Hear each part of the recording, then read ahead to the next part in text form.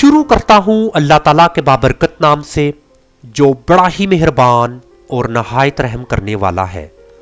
पाकिस्तान और दुनिया भर में लाखों देखने और सुनने वालों को सैयद काशिफ बुखारी का सलाम। Professional accountancy software tally ERP 9 के इस मुकम्मल कोर्स में आप सबको खुश आमदीद। अगर आप ट्रेडिंग का कारोबार करते हैं जिसमें आप मर्चेंडाइजिंग को बाकायदा तौर पर ख़रीदते हैं और फ़रोख्त करते हैं, तो इस नेचर के बिजनेस में इन्वेंट्री के अकाउंट्स बहुत इम्पोर्टेंट हैं। इस लेक्चर में हम सीखेंगे कि इन्वेंट्री के अकाउंट्स कैसे मेंटेन किए जाते हैं और इन्वेंट्री आइटम्स को कैसे सेट किया जाता है और फिर बाकायदा तौर पर इन्वेंट्री की खरीदो फरोख्त टैली ERP 9 पर कैसे की जाती है। गेटवे ऑफ टैली में इन्वेंट्री इंफॉर्मेशन के इस ऑप्शन को सेलेक्ट कीजिए। इन्वेंट्री इन्फो में यहां पर मजीद कुछ ऑप्शंस हैं जिनको हम वन बाय वन अंडरस्टैंड करते हैं, जैसा कि stock groups, stock items, unit of measure, voucher types, copy allocation details. अब हम सबसे पहले यूनिट्स ऑफ मेजर को देखते हैं। अगर आपका कारोबार पेट्रोल का है तो आप पेट्रोल की खरीदो फरोख्त लीटर में करते हैं।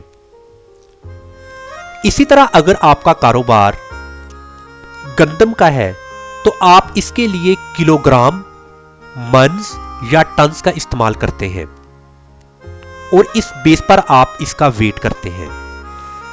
अब चूंकि मेरा कारोबार मोबाइल का है, इसके लिए मैं पीसेस यूनिट्स ऑफ मेजर के तौर पर इस्तेमाल करूंगा। अब हम यहां पर मुख्तलिफ यूनिट्स ऑफ मेजर्स को क्रिएट करते हैं। यूनिट्स ऑफ मेजर्स को आपने क्लिक करना है और क्रिएट के इस ऑप्शन को क्लिक कीजिए। अब मान लो कि आपका कारोबार गंदम का है जिसमें आप गंदम की खरीदो फरोख्त किलोग्राम में करते हैं, तो सिंबल में आपने केजी लिख देना है और इसी तरह फॉर्मल नेम्स में इसका मुकम्मल नेम किलोग्राम। अब इसी तरह नंबर ऑफ डेसिमल प्लेसेस, यानी कि आप sometime 1.5 kilo, 12.5 kilo, 22.25 kilo, 27 kilo, जब आप इस तरह की क्वांटिटी या इस तरह का वेट करते हैं तो आपको डेसिमल प्लेसेस का इस्तेमाल यहाँ पर करना पड़ता है। तो आप डेसिमल प्लेसेस को यहाँ पर सेट कर सकते हैं, 2 कर दें, 4 कर दें, 3, ये आप पर डिपेंड करता है। इसके बाद इंटर की प्रेस कीजिए और एक्सेप्ट के इस ऑप्शन को क्लिक कीजिए। इसी तरह अगर आपका कारोबार पेट्रोल का है, उसके लिए सिंबल होगी लीटर। मैं यहाँ पर इसकी सिंबल लीटर डाल देता हूँ। इसके बाद फॉर्मल नेम में बाकायदा तौर पर इसका नाम, और डेसिमल प्लेसेस में चूँकि आप 1 लीटर, 2 लीटर, 3 लीटर, 4 लीटर, इसके लिए मोस्टली डेसिमल प्लेसेस का इस्तेमाल नहीं किया जाता। इसको मैं इंटर की प्रेस करता हूँ और एक्सेप्ट के लिए यस कर देता हूँ। अब इसी तरह मज़ीद सिंबल्स में, जैसा कि मेरा कारोबार है मोबाइल का, इसके लिए मैं सिंबल में पीसेस का वर्ड इस्तेमाल करूंगा, पीसेस। तो इसी तरह फॉर्मल नेम में पीसेस और इसका डेसिमल प्लेसेस बिल्कुल भी नहीं होगा। ये सब करने के बाद आपने क्रॉस के इस ऑप्शन को क्लिक कर देना है और इसको आपने सेव कर देना है। अब यूनिट्स ऑफ मेजर में डिस्प्ले के इस ऑप्शन को क्लिक कीजिए। अब यहाँ पर देखिए जितने भी हमने यूनिट्स ऑफ मेजर यहाँ पर अभी क्रिएट किए हैं वो हमें यहाँ पर नज़र आ रहे हैं, जैसा कि किलोग्राम के लिए किलो, इसी तरह लीटर, इसी तरह पीसेस। आपने डिफाइन कर लेना है कि आपकी इन्वेंट्री में सिर्फ यूनिट ऑफ मेजर एक ही है या आपकी मल्टीपल इन्वेंट्री है जिसमें मल्टीपल यूनिट्स ऑफ मेजर्स हैं। तो जितने यूनिट्स ऑफ मेजर्स होंगे उतने ही आपने यहाँ पर मेंशन कर देने हैं। क्योंकि मेरा कारोबार है मोबाइल्स का, मुझे सिर्फ पीसेस 1 यूनिट ऑफ मेजर चाहिए, इसलिए ना तो मुझे लीटर का चाहिए ना मुझे किलोग्राम चाहिए। ये मैंने सिर्फ आपको समझाने के लिए ये अदर्स यूनिट्स ऑफ मेजर यहाँ पर क्रिएट किए हैं। अब इसके बाद next stock groups. Stock groups किसे कहते हैं?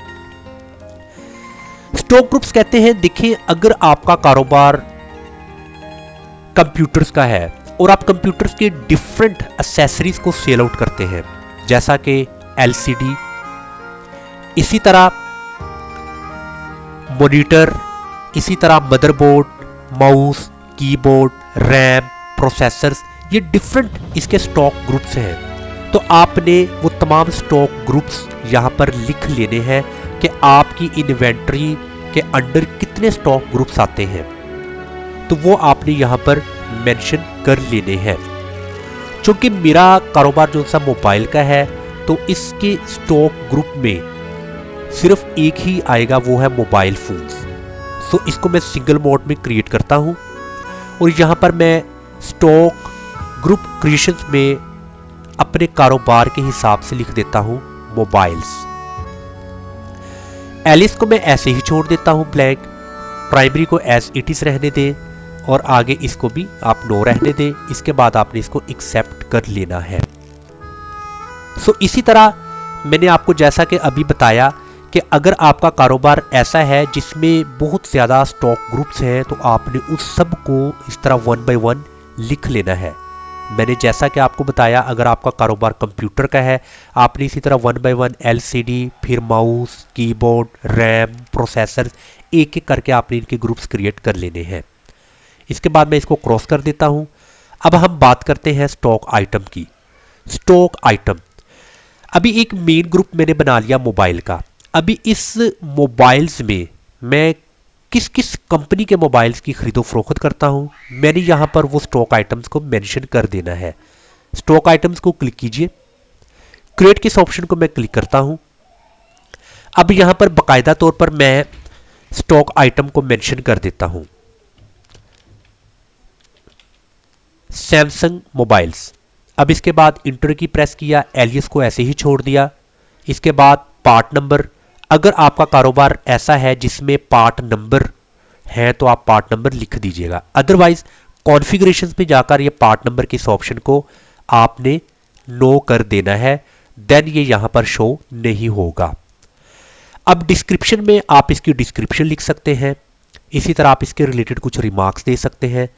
इसके बाद है जी सेट या modify default ledgers for invoicing, इसको आपने यस कर देना है। वंस आपने इसको यस कर दिया तो सेल्स और परचेज के रिलेटेड ये आपके सामने ओपन हो जाएगा, नेम ऑफ आइटम्स। अभी सबसे पहले है default accounting allocation for sale invoice. इसका मतलब ये है कि जब आप अपनी ये इन्वेंट्री को सेल करेंगे तो सेल का अकाउंट इफेक्ट होगा।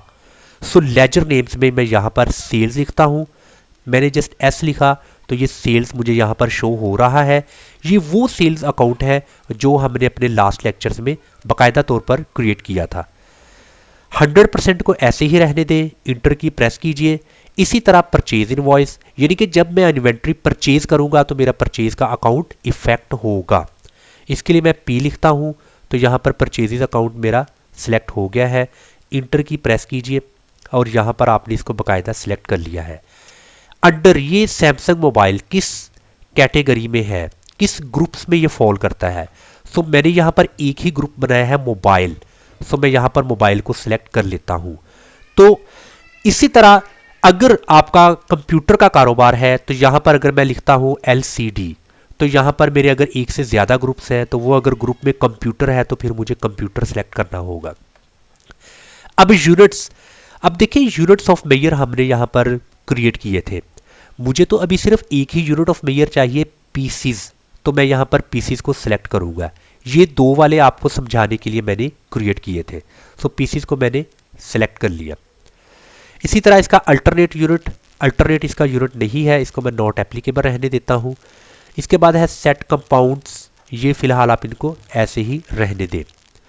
अब इसके बाद है बिहेवियर, आप यानी कि एंड ऑफ अकाउंटिंग पीरियड, आप कौन सा कॉस्टिंग मेथड अपनी इन्वेंट्री के लिए यहाँ पर सेलेक्ट करना चाहते हैं।